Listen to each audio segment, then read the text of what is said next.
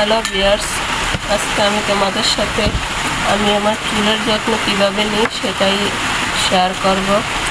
বৃষ্টি পড়তেছে তো এর জন্য টিনে শব্দ হইতেছে। আমি এখানে 2 চামচ পরিমাণে চিনি নিলাম, একটা লেবুর অর্ধেক লেবুর রস, এটা মিক্স করে তোমরা এইভাবে ঘরোয়াভাবে তৈরি করে মনে করো চুলের যত্ন নিতে পারো। আমি সবসময় এইভাবে নিই, সেটাই তোমাদের সাথে শেয়ার করব।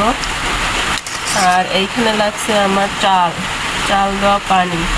আমরা ভাত রান্না করি প্রতিদিন, কিন্তু সেই যে চাল দই দেওয়ার ওই প্রথম পানিটা কিন্তু আমরা সবাই রেখে দিতে পারি। আর এটা হচ্ছে ডাব শ্যাম্পু, তোমরা তোমাদের পছন্দ অনুযায়ী শ্যাম্পু নিতে পারো।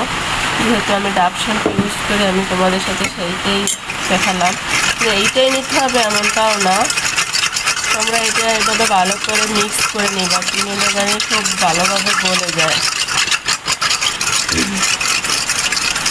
এরপর চুলে দিয়ে কিছুক্ষণ 10 মিনিটের মতো ম্যাসাজ করবে। ম্যাসাজ করার পর শ্যাম্পু চুলে ধুয়ে ফেলাবা।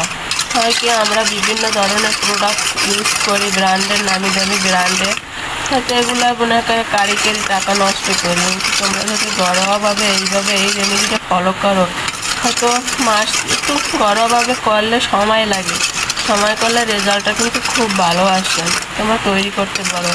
আমি প্রতি সপ্তাহে 2 দিন এইভাবে চুলে দিয়ে রাখি। আর আমি চুলে তেল কীভাবে দিই সেইটা তোমাদের সাথে পরবর্তী কোনো একটা ব্লগে শেয়ার করে দিব।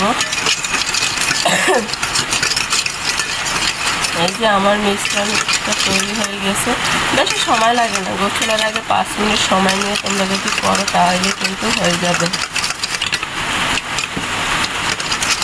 লেবুতে কি হয় জানো, আমাদের মাঝে যে খুশকি থাকে, খুশকিটা দূর করে, আর চিনি তৈলাক্ত ভাবকে দূর করতে সাহায্য করে।